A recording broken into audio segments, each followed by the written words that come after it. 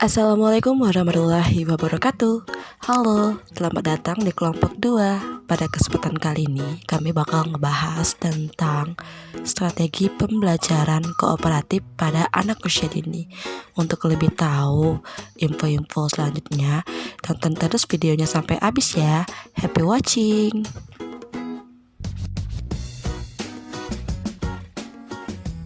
Pembelajaran kooperatif. Pertama, pengertian pembelajaran kooperatif yang dikenal dengan cooperative learning adalah merupakan salah satu bentuk pembelajaran bagi anak usia dini. Pembelajaran kooperatif merupakan metode pembelajaran yang dalam pelaksanaannya membagi anak dalam kelompok-kelompok satu dengan yang lain, bekerja sama dan berpartisipasi dalam belajar dan bertanggung jawab satu sama lain. Untuk itu, strategi pembelajaran kooperatif partisipatif harus dirancang secara optimal, memerlukan kerjasama kooperatif serta keterlibatan partisipatif yang tinggi dari peserta didik dalam pembelajaran. Kerjasama dan keterlibatan peserta didik sangat penting dan menentukan keberhasilan. Syarat efektif yaitu adanya keterlibatan, tanggung jawab, dan umpan balik yang baik dari peserta didik. Konsep pembelajaran kooperatif partisipatif sering dimaknai sebagai keterlibatan peserta didik dalam perencanaan, pelaksanaan, dan evaluasi pembelajaran secara utuh dan menyeluruh. Karakteristik strategi pembelajaran kooperatif partisipatif lebih menekankan pada proses kerjasama dan kelompok.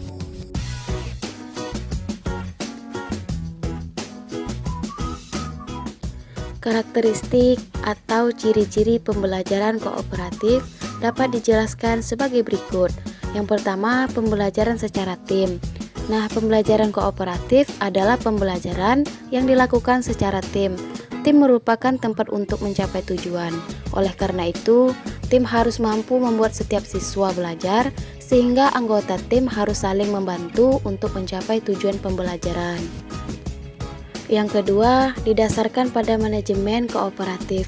Nah, manajemen kooperatif mempunyai 3 fungsi, yaitu yang pertama, fungsi manajemen sebagai perencanaan dan pelaksanaan. Yang kedua, fungsi manajemen sebagai organisasi. Yang ketiga, fungsi manajemen sebagai kontrol. Yang ketiga, kemauan untuk bekerja sama. Keberhasilan pembelajaran kooperatif ditentukan oleh keberhasilan secara kelompok. Oleh karenanya, prinsip kebersamaan atau kerja sama perlu ditekankan dalam pembelajaran kooperatif. Tanpa kerjasama yang baik, pembelajaran kooperatif tidak akan mencapai hasil yang optimal. Dan yang keempat, keterampilan bekerja sama. Kemampuan bekerja sama itu dipraktikkan melalui aktivitas dalam kegiatan pembelajaran secara kelompok. Dengan demikian, siswa perlu didorong untuk mau dan sanggup berinteraksi dan berkomunikasi dengan anggota lain dalam rangka mencapai tujuan pembelajaran yang telah ditetapkan.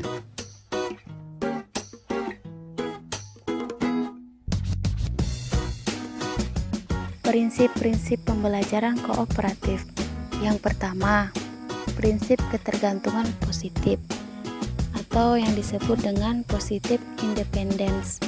Dalam pembelajaran kelompok, keberhasilan suatu penyelesaian tugas sangat tergantung kepada usaha yang dilakukan setiap anggota kelompoknya. Oleh sebab itu, perlu disadari oleh setiap anggota kelompok, keberhasilan penyelesaian tugas kelompok akan ditentukan oleh kinerja masing-masing anggota. Dengan demikian, semua anggota dalam kelompok akan merasa saling ketergantungan. Prinsip yang kedua yaitu tanggung jawab perseorangan, individual accountability. Prinsip ini merupakan konsekuensi dari prinsip pertama. Oleh karena itu, keberhasilan kelompok tergantung pada setiap anggotanya. Maka setiap anggota kelompok harus memiliki tanggung jawab sesuai dengan tugasnya. Setiap anggota harus memberikan yang terbaik untuk keberhasilan kelompoknya. Untuk mencapai hal tersebut, guru perlu memberikan penilaian terhadap individu dan juga kelompok. Penilaian individu bisa berbeda, akan tetapi penilaian kelompok harus sama. Prinsip yang ketiga adalah interaksi tatap muka atau yang disebut dengan face-to-face formation interaction. Nah, pembelajaran kooperatif memberi ruang dan kesempatan yang luas kepada setiap anggota kelompok untuk bertatap muka, saling memberikan informasi, dan saling membelajarkan. Nah, interaksi tatap muka akan memberikan pengalaman yang berharga kepada setiap anggota kelompok untuk bekerja sama, menghargai setiap perbedaan, memanfaatkan kelebihan masing-masing anggota, dan mengisi kekurangan masing-masing kelompok. Belajar kooperatif dibentuk secara heterogen yang berasal dari budaya, latar belakang sosial, dan kemampuan akademik yang berbeda. Perbedaan semacam ini akan menjadikan modal utama dalam proses saling memperkaya antar anggota kelompok. Prinsip yang keempat ialah partisipasi dan komunikasi atau yang disebut dengan participation communication. Nah, pembelajaran kooperatif melatih siswa atau anak untuk dapat mampu berpartisipasi dan berkomunikasi. Kemampuan ini sangat penting sebagai bekal mereka dalam kehidupan di masyarakat kelak. Nah, oleh karena itu, sebab melakukan kooperatif, guru perlu membekali siswa atau anak dengan kemampuan berkomunikasi. Tidak setiap siswa atau anak mempunyai kemampuan berkomunikasi, misalkan kemampuan mendengar dan kemampuan berbicara. Padahal keberhasilan kelompok ditentukan oleh partisipasi setiap anggotanya. Konsep-konsep dari pembelajaran kooperatif. Yang pertama adalah penjelasan materi. Nah, tahap penjelasan diartikan sebagai proses penyampaian pokok-pokok materi pelajaran sebelum siswa belajar dalam kelompok. Tujuan utama dalam tahap ini adalah pemahaman siswa terhadap materi pokok pelajaran. Dan yang kedua, belajar dalam kelompok. Setelah guru menjelaskan gambaran umum tentang pokok-pokok materi pelajaran, selanjutnya siswa diminta untuk belajar pada kelompoknya masing-masing yang telah dibentuk sebelumnya. Pengelompokan dalam pembelajaran kooperatif bersifat heterogen, artinya kelompok dibentuk berdasarkan perbedaan-perbedaan setiap anggotanya, baik perbedaan gender, latar belakang agama, sosial ekonomi, dan etik, serta perbedaan kemampuan akademik. Dan yang ketiga, penilaian. Penilaian dalam pembelajaran kooperatif bisa dilakukan dengan tes atau kuis. Nah, tes atau kuis dilakukan baik secara individual maupun secara kelompok. Tes individual nantinya akan memberikan informasi kemampuan setiap siswa, sedangkan tes kelompok akan memberikan informasi kemampuan setiap kelompok. Hasil akhir setiap siswa adalah penggabungan keduanya dan dibagi dua. Nilai setiap kelompok memiliki nilai sama dalam kelompoknya. Dan yang keempat, pengakuan tim. Nah, pengakuan tim adalah penetapan tim yang dianggap paling menonjol atau tim paling berprestasi untuk kemudian diberikan penghargaan atau hadiah. Pengakuan dan pemberian penghargaan tersebut diharapkan dapat memotivasi tim untuk terus berprestasi dan juga membangkitkan motivasi tim yang lain untuk lebih mampu meningkatkan prestasi mereka. Tujuan penerapan pembelajaran kooperatif adalah 1. Menyiapkan anak didik dengan berbagai keterampilan-keterampilan yang sangat bermanfaat bagi kehidupannya. Nah, seperti keterampilan berkomunikasi, berinteraksi, bersosialisasi, dan bekerja sama. Dan yang kedua, memberi kesempatan kepada anak untuk mengembangkan semua aspek perkembangan, aspek perkembangan intelektual, aspek hubungan sosial, aspek perkembangan emosi dan fisiknya. Dan yang ketiga, membangun wawasan dan pengetahuan anak mengenai konsep benda-benda atau peristiwa yang ada di lingkungannya.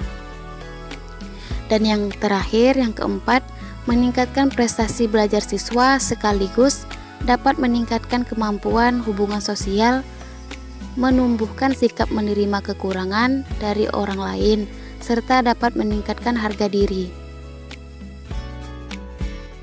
Ada 4 metode yang digunakan dalam strategi pembelajaran kooperatif.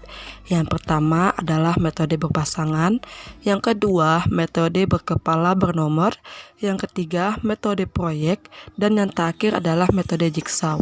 Nah, untuk yang jigsaw ini biasanya untuk anak usia 6 tahun ke atas ya.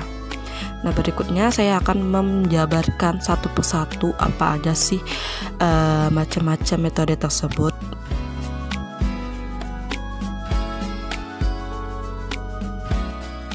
Metode berpasangan. Metode berpasangan dibagi dengan 2 teknik. Yang pertama, teknik mencari pasangan dan juga teknik bertukar pasangan. Teknik mencari pasangan biasanya dirancang dalam suasana bermain. Jadi, anak akan mempelajari sesuatu harus melalui ataupun mencari pasangannya.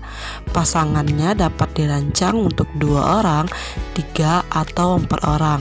Pasangan yang dicari oleh setiap anak adalah temannya yang memiliki kode nomor yang sama atau dapat pula berupa nama, seperti pasangan laki-laki adalah perempuan, pasangan siang adalah malam. Anak yang memiliki nomor 1 berpasangan dengan anak yang memiliki nama buah atau bola yang bernomor 1, begitupun seterusnya. Kemudian teknik bertukar pasangan. Teknik bertukar pasangan pada anak usia dini dapat dirancang untuk kelompok kecil maupun kelompok besar. Prinsip pembelajaran kooperatif dengan bertukar pasangan untuk anak usia dini biasanya dalam suasana bermain. Nah, di sini anak akan diberi kesempatan untuk belajar dengan teman yang bukan pasangan kelompoknya.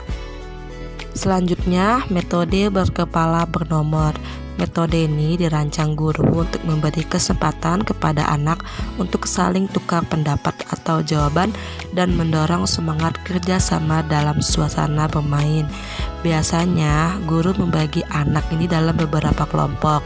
Guru bisa memberikan anak ini dengan beri nomor atau berupa huruf.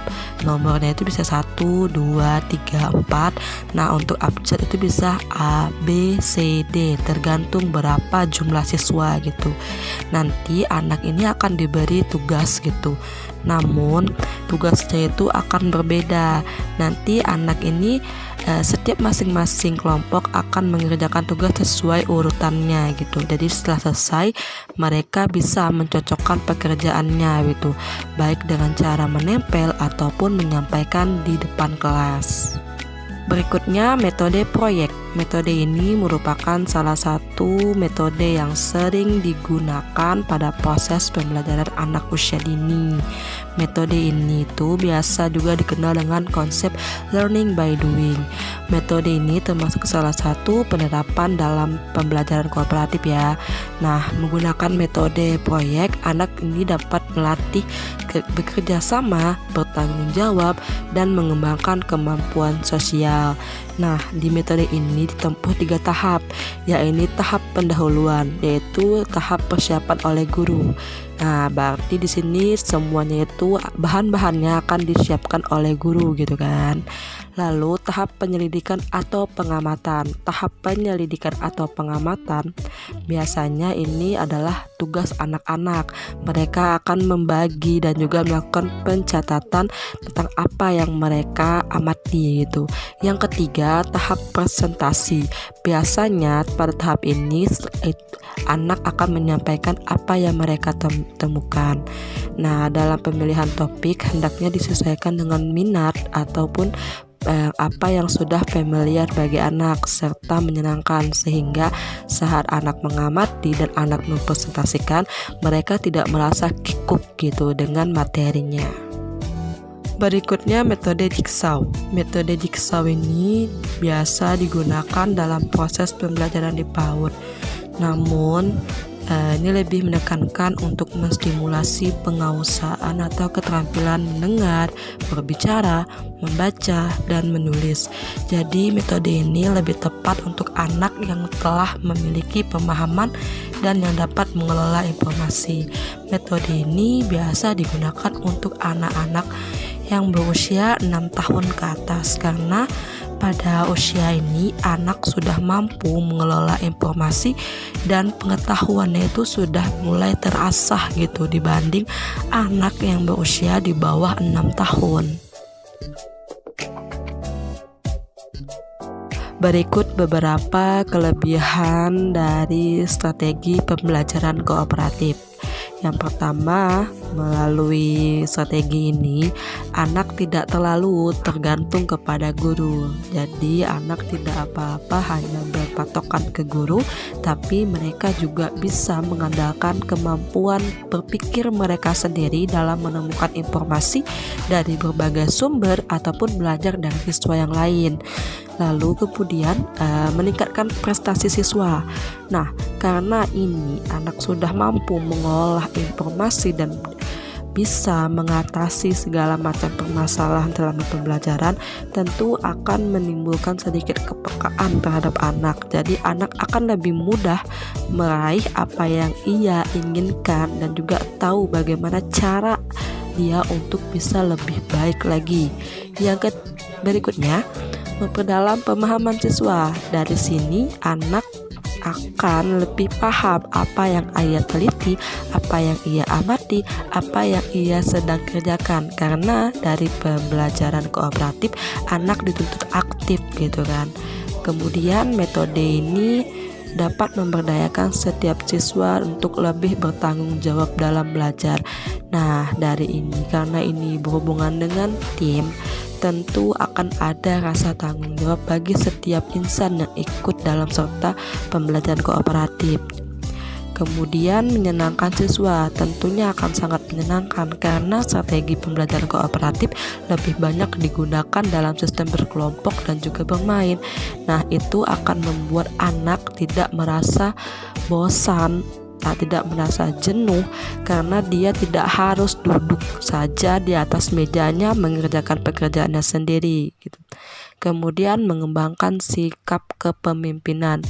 Nah, ini bagus banget untuk anak dalam menimbulkan leadership karena kita di sistem pembelajaran kooperatif ini tentu anak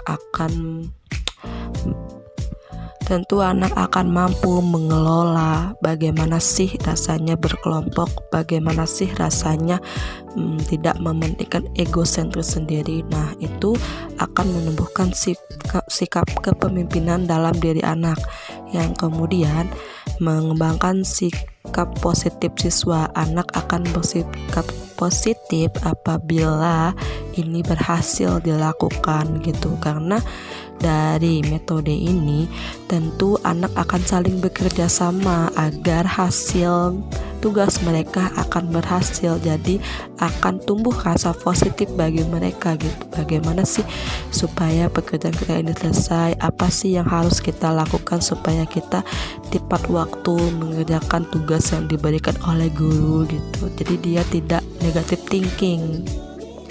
Yang kemudian metode ini dapat membantu siswa untuk menghargai orang lain karena sistem kerja di pembelajaran kooperatif ini berkelompok, tentu akan banyak suara-suara yang akan didengar anak di kelompoknya.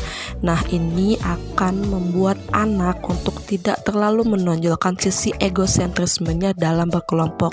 Mungkin anak di rumah seringkali bersifat ego karena dialah yang menjadi peran utama di rumah. Namun saat di sekolah dia tentu harus berbagi peran dengan teman-temannya.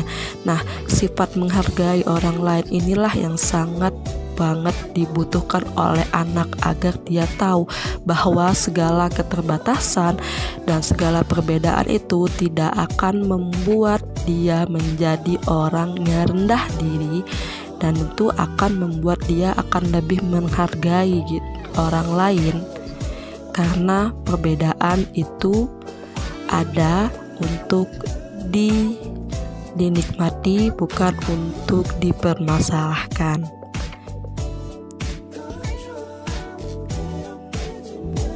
Kelemahan dari pembelajaran kooperatif, yang pertama itu membutuhkan waktu yang lama bagi siswa. Waktu yang lama bagi siswa ini adalah waktu saat anak menyelesaikan setiap proyek-proyek yang telah disiapkan oleh gurunya. Jadi tidak semua anak bisa menyelesaikan pekerjaan di tepat waktu. Kadang banyak juga anak yang mengerjakannya molor waktu sehingga tidak bisa membutuhkan waktu yang sesuai jadwal, bahkan kadang mungkin bisa lebih dari jadwal tersebut karena mengingat setiap pertemuan mereka harus menyelesaikan semua tugas yang telah diberikan oleh gurunya. Yang berikutnya, menuntut siswa itu menjadikan sifat yang tertentu. Misalnya nih, sifat suka bekerja sama. Nah, tidak semua anak itu suka bekerja sama. Terkadang ada anak-anak yang cenderung lebih suka bekerja sendiri. Itu tentu sangat tidak bisa kita gunakan ke semua anak. Jadi balik lagi, bagaimana anak tersebut mau atau tidak, bisa atau tidak. Nah, terkadang untuk anak yang mungkin cenderung suka ataupun cenderung aktif, dia mungkin akan suka bekerja sama gitu. Tapi beda lagi untuk anak yang mungkin cenderung penutup ataupun memang dia lebih nyaman bekerja sendiri, dia mungkin akan sangat sulit untuk bekerja sama dengan orang. Yang berikutnya adalah guru harus mempersiapkan pembelajaran secara matang. Nah, maksudnya ini adalah karena ini bersifat proyek biasanya ya, ataupun penugasan kepada siswa, jadi guru ini harus memiliki banyak tenaga, pemikiran, waktu dalam menuangkan ide-ide ataupun media apa yang akan digunakan gitu besoknya. Kemudian, nah ini yang paling utama sih sebenarnya adalah biaya yang cukup memadai, karena ini sistemnya adalah grup. Jadi pasti butuh dukungan fasilitas ataupun alat penunjang ataupun media. Tentu ini akan membutuhkan banyak uang dalam menyediakan berbagai macam kebutuhan untuk anak belajar. Nah, menjadi permasalahannya tidak semua sekolah TK itu memiliki budget yang cukup di sini. Bahkan terkadang kan untuk ada beberapa sekolah yang untuk kebutuhan primer sekolahnya saja sulit dipenuhi, apalagi untuk yang hal-hal yang seperti ini. Jadi ini itu sangat menjadi faktor utama sih kenapa masih banyak sekolah yang mungkin tidak melakukan strategi ini gitu. Nah, itu saja kelemahan dari strategi pembelajaran kooperatif pada anak usia dini. Terima kasih.